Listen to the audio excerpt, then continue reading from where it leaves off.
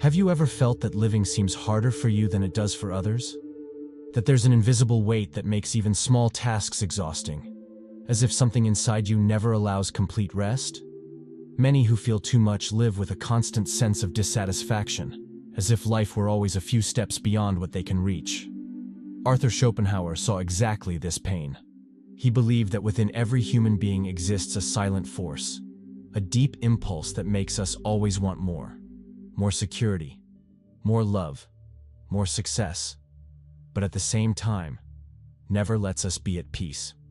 This force, which he called the will to live, is like an engine that never shuts off, pushing us forward while stealing the serenity of the present.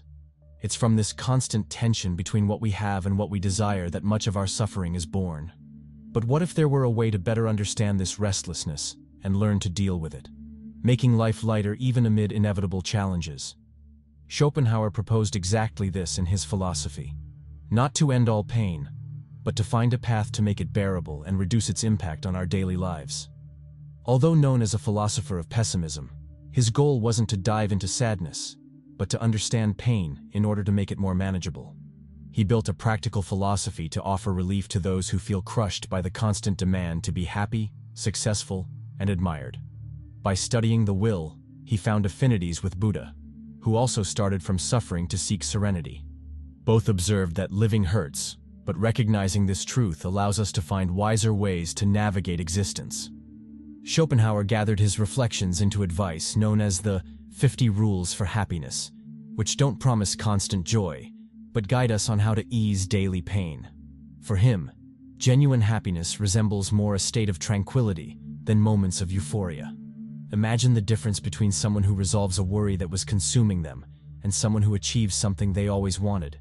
Most of the time, relief from pain brings more lasting well-being than the pleasure of a gain. This is because pleasure is fleeting, but the reduction of suffering creates a calm that sustains inner balance. Schopenhauer emphasized that seeking to accumulate pleasurable experiences as the main strategy for living well is frustrating, because the will transforms every pleasure into something insufficient. Instead, he proposed that we learn to identify and reduce the sources of suffering that are within our reach. This view contradicts the common idea that happiness means collecting intense joys, perfect trips, achievements that provoke envy, soap opera-like relationships. For him, true happiness lies in ceasing internal discomfort, not in accumulating emotional peaks. It's when we stop feeling that we're in debt to life, when the mind rests from the sensation of lack. Contrary to what many think, this state isn't apathy, but a serenity that allows us to enjoy small happenings without anxiety, accepting the present as it is, without expecting constant ecstasy. The difficulty is that we live in a society that reinforces the idea that we need to be happy all the time. Performance culture makes it seem like anyone who isn't smiling is failing, and social media displays edited moments that suggest other people's lives are always exciting and perfect. This illusion makes moments of sadness or boredom seen as signs of weakness, feeding the shame of not being happy enough. Schopenhauer saw this pursuit of permanent happiness as one of the greatest traps. Believing it's possible to maintain continuous joy generates frustration, because life's inevitable setbacks end up seeming like personal failures. This expectation of constant joy condemns us to successive disappointments. It's in this cycle that many get lost, chasing uninterrupted joy that doesn't exist outside of fantasy. The more we chase pleasure, the more we become hostages to its absence. Schopenhauer invites us to recognize that life includes ups and downs, and that trying to maintain continuous euphoria only intensifies pain. This perception opens space for a more realistic and less anxious life, because by accepting that happiness is made of balance interspersed with difficulties, we learn to better deal with the challenges that arise. Another essential aspect of his philosophy is the influence of the Kantian view, which states that we don't see the world as it is, but as our mind represents it. This has transformative power. It means that although we can't control many external events, we can influence how we interpret them. Two people can experience the same situation, like being fired, but one sees it as an end, while another perceives it as a chance for a fresh start. The difference lies in perception, not in the fact itself. This ability to assign meanings allows us to modify emotional experience without needing to alter reality. By observing our thoughts, we can prevent them from unnecessarily amplifying pain. This perception shouldn't be confused with naive optimism. It's not about seeing everything through rose-colored glasses or denying that real suffering exists, but perceiving that often the way we interpret events can increase or reduce their weight. When we question, is this as serious as it seems? Or, is there another way to see this situation? We begin to reduce the will's influence over our emotional state. This doesn't eliminate inevitable pain, but prevents it from growing disproportionately because of distorted thoughts. Among the paths Schopenhauer considered for dealing with the will, the most radical was asceticism, which proposes giving up pleasures, refusing comfort, and even withdrawing from social interaction, seeking to silence desires to find peace. The ascetic tries to reduce the will to almost nothing, renouncing what awakens attachment or ambition. For Schopenhauer, this was the most effective way to escape the suffering born from desire, but he recognized that this extreme option was impractical for most people. After all, few have the conditions or disposition to abandon responsibilities, affections, and the necessities of life in society. Schopenhauer himself warns that imposing this ideal of asceticism on everyone would be cruel and ineffective. Most of us need to work, care for other people, and live in community. Therefore, he proposes more realistic alternatives, aimed at those who don't want or can't follow the path of total renunciation. His proposal is to build a way of living that reduces suffering without demanding the abandonment of human satisfactions, learning to balance desires and recognize limits so as not to be dominated by the anxiety of achieving what doesn't always bring the peace we imagine. For the common person, Schopenhauer suggested cultivating a life where suffering doesn't outweigh the joy of being alive. His ideal of happiness isn't in great achievements, but in making life more bearable than death, seeking serenity amid inevitable contradictions, avoiding both extreme detachment and blind surrender to desires that drag us into cycles of frustration. By finding a middle ground, we can reduce the weight of suffering without needing to abandon life in society. This search for balance involves abandoning unrealistic expectations that life should be made only of pleasure, recognition, or constant achievements. Much of frustration is born from this idea that happiness must be intense and continuous, making any moment outside this ideal a supposed failure. When we accept that existence includes moments of pain, disappointment, and boredom, we stop suffering from expecting something impossible. This doesn't mean losing hope or living without dreams, but adjusting expectations so they don't transform into sources of suffering. It's common for sensitive people to build very high expectations about how things should be. Perfect relationships, flawless careers, moments of constant joy. But real life never corresponds to this idealized scenario. Recognizing that difficulties are part of the journey reduces the feeling of error or inadequacy, relieving internal pressure and allowing us to find serenity even when things don't go as planned. With the passage of time, many people realize that the pursuit of great happiness usually brings more wear than satisfaction. This perception arises with maturity, when one begins to value moments of tranquility more than emotional adventures that leave one exhausted. What seemed essential in youth, like accumulating impressive achievements or living overwhelming experiences, loses importance as values like stability and simple moments that offer comfort and meaning emerge. This change reveals the wisdom of those who understand that life doesn't need to be spectacular to have value. The tranquility that comes with maturation doesn't mean giving up on dreaming or seeking improvements, but understanding that happiness doesn't depend on grandiose achievements. In many cases, the intense pursuit of strong emotions generates even greater frustrations, because peaks of pleasure are followed by sharp drops in mood. Those who invest all their energy in impressing or maintaining an appearance of success discover that even when achieving objectives, relief is brief, and soon the anguish of maintaining or surpassing what was achieved arises, creating an exhausting cycle of euphoria and discouragement that prevents contentment in simple things. This dynamic becomes evident when we observe people who seem to have everything: status, possessions, admired relationships, but who still report feeling emptiness, anguish, or dissatisfaction. This happens because intense pleasures and external achievements don't eliminate the restlessness of incessant desire. Human experience shows that the obsessive pursuit of pleasure only increases anxiety, transforming pleasure into emotional addiction that requires increasingly larger doses to satisfy. Modern culture reinforces this trap by suggesting that having more is the key to happiness. Schopenhauer pointed out that the solution isn't in completely rejecting joys, but in changing focus. Instead of seeking pleasures that depend on difficult achievements or that bring fear of loss, we should prioritize the reduction of suffering. When we avoid unnecessary pain, we find more lasting serenity than when pursuing exciting experiences.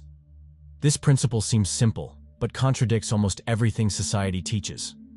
Advertising feeds desires that generate anxiety, social media stimulates comparisons that increase insecurity, and performance culture makes it seem like anyone who isn't achieving something all the time is failing.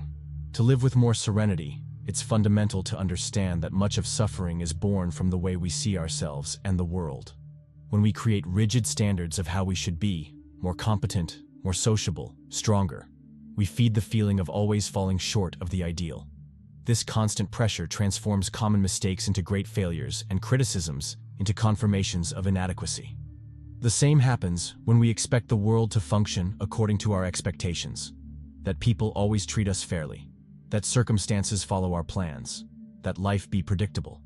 When reality doesn't fit these patterns, suffering arises. Self-knowledge helps reduce these sources of pain. Knowing our capabilities, limits, and desires allows us to adjust expectations, value our strengths, and accept limitations without seeing each difficulty as proof of personal incapacity. This doesn't mean giving up on improving, but establishing more realistic and gentle goals for ourselves. The same applies to our view of the world. Accepting that setbacks, losses, and injustices are part of existence isn't conformism, but maturity to deal with what's outside our control. Schopenhauer emphasized that our inner state matters much more than possessions or status. We can have wealth, power, or prestige, but if we're disturbed inside, no external achievement brings relief. On the other hand, even in difficult material conditions, those who preserve serenity and health can find moments of peace that don't depend on external factors. The classic metaphor of the healthy beggar and the sick king illustrates this. The first, even with nothing, can feel better than the second, who, despite having everything, lives tormented by pain or anxiety. This comparison reveals that perception and inner balance determine well-being more than any circumstance. This view also explains why many people continue dissatisfied even after reaching objectives previously seen as essential for happiness. When one reaches what was sought, the mind soon creates new desires or begins to fear losing what was achieved. Pleasure disappears quickly, but worry remains. This dynamic reinforces that real contentment is born more from what we are than from what we have. Investing in mental and emotional health produces lasting effects, much more than trying to fill the void only with external achievements. To build a lighter life, Schopenhauer proposes balancing legitimate desires with the need to avoid pleasures that make us slaves to restlessness.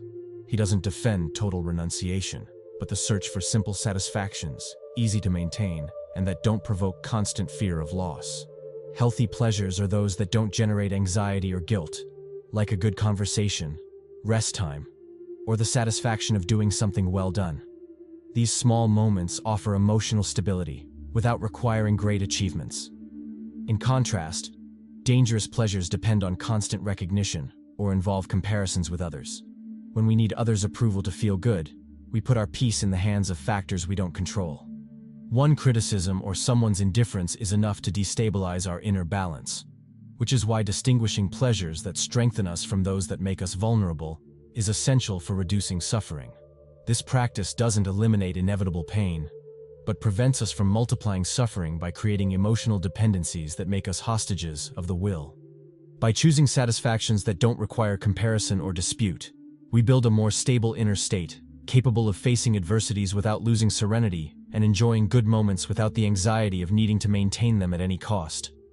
To live with more balance, it's fundamental to remember that our mental and physical health is the foundation for facing difficulties. Schopenhauer already observed that when the body is exhausted or the mind disturbed, any problem seems bigger and more threatening. Lack of rest, poor nutrition, and prolonged stress transform small setbacks into great obstacles, while taking care of the basics, sleep, adequate nutrition, and breaks to recover energy, allows us to deal with the same problems with more serenity and clarity. It's not about completely eliminating pain, but creating conditions so it doesn't knock us down easily. Taking care of health isn't just avoiding serious diseases, but maintaining body and mind in a state that allows better dealing with routine. Small attitudes, like regular schedules, relaxing activities, and moderate exercise, make a big difference in how we react to daily pressures, creating emotional strength reserves for crisis moments. Beyond physical health, our way of thinking directly impacts how we experience difficulties. Many live with automatic thoughts that reinforce feelings of incapacity or failure. This internal critical voice, built by experiences, comparisons, and social standards, often arises without us noticing. When we don't question these ideas, they shape our emotions, leading us to see situations in a distorted way. A small failure becomes catastrophe. An isolated criticism seems like proof of worthlessness. A delay transforms into certainty of incompetence. Therefore, learning to observe our own thoughts is a fundamental step in reducing unnecessary suffering. We can ask ourselves if what we think corresponds to facts, or if we're exaggerating, if there are other ways to understand the situation, or if we're being harder on ourselves than we would be with someone dear. This exercise of questioning interpretations reduces the impact of destructive thoughts, bringing more realism and less suffering. Many believe that to avoid pain, it's necessary to control everything: people, circumstances, results. But this attempt at absolute control only generates more anxiety and frustration, because reality is always subject to changes that escape our will. Instead of eliminating all uncertainties, Schopenhauer proposes accepting imperfection as an inevitable part of human experience. When we understand that losses, mistakes, and unexpected events are part of the journey, we stop living at war with reality. This acceptance doesn't mean resignation or passivity, but wisdom to save emotional energy. By spending less force trying to force life to follow exactly our plans, we can concentrate our efforts on what depends on us: choices, habits, and reactions. This change of perspective is liberating because it transforms the feeling of powerlessness into a sense of autonomy over what's within our reach. Schopenhauer reminded us that even when we can't change circumstances, we can choose how to relate to them. This includes seeking support from people who understand us, developing strategies to deal with difficult moments, and cultivating interests that bring meaning beyond problems. For those who feel pain intensely, finding a purpose, something that connects their actions to greater values, offers support to keep walking even in the face of difficulties. Another essential practice for living with more serenity is reducing the weight of expectations. When we expect others to always understand us, that everything goes as we wish, or that life is fair all the time, we create fertile ground for disappointment. Reality rarely molds itself to our desires. Adjusting expectations allows us to face frustrations without adding to them the feeling of personal injustice, accepting that not everything will go as planned. This understanding also better prepares us for dealing with relationships, a source of both joy and suffering. Often, the desire to be accepted leads us to try to please everyone, or give up who we are. And when this doesn't bring the expected result, we feel the pain of rejection intensely.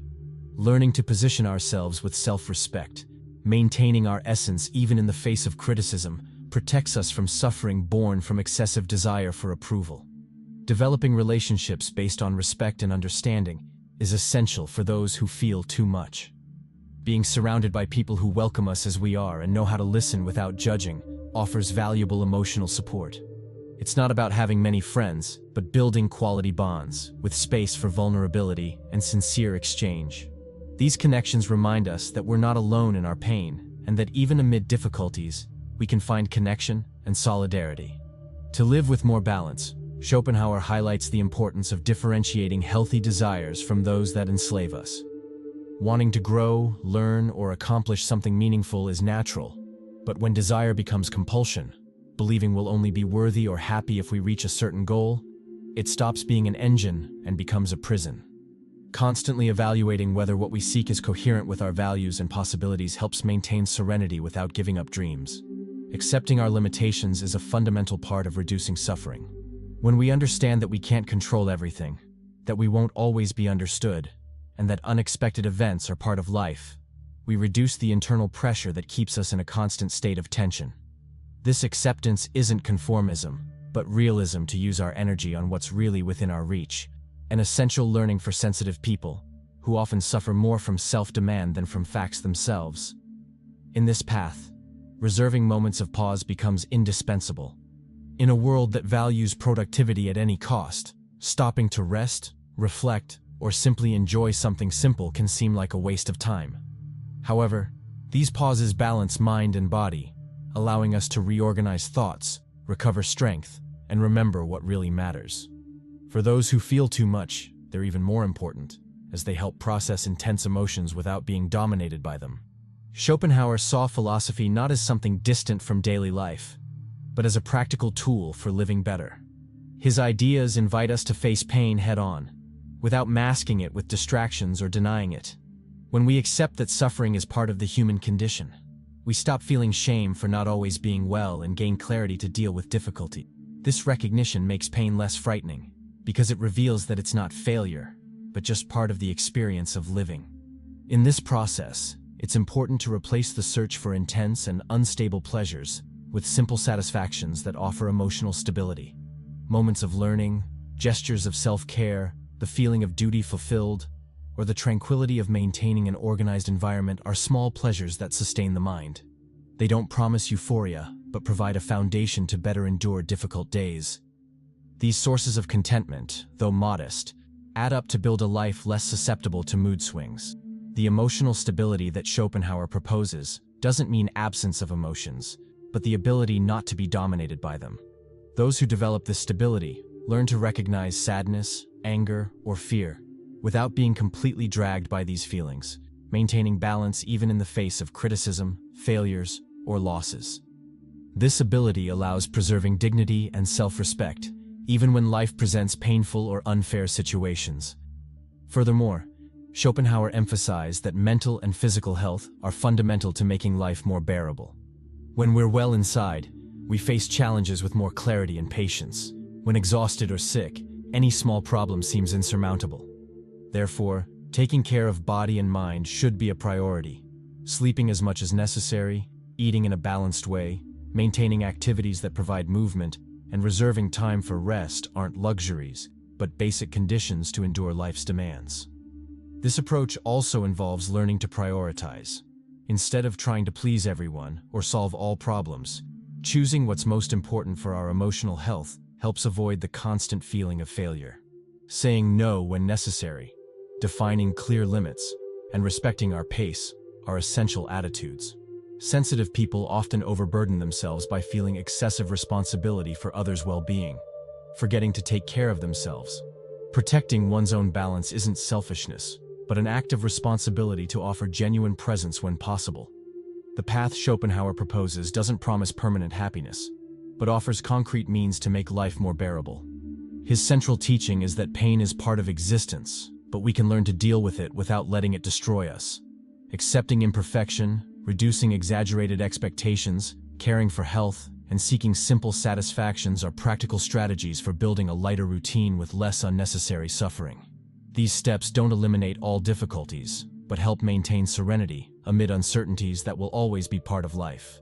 This philosophy is especially valuable for those who feel too much, as it offers resources to navigate intense emotions without getting lost in them.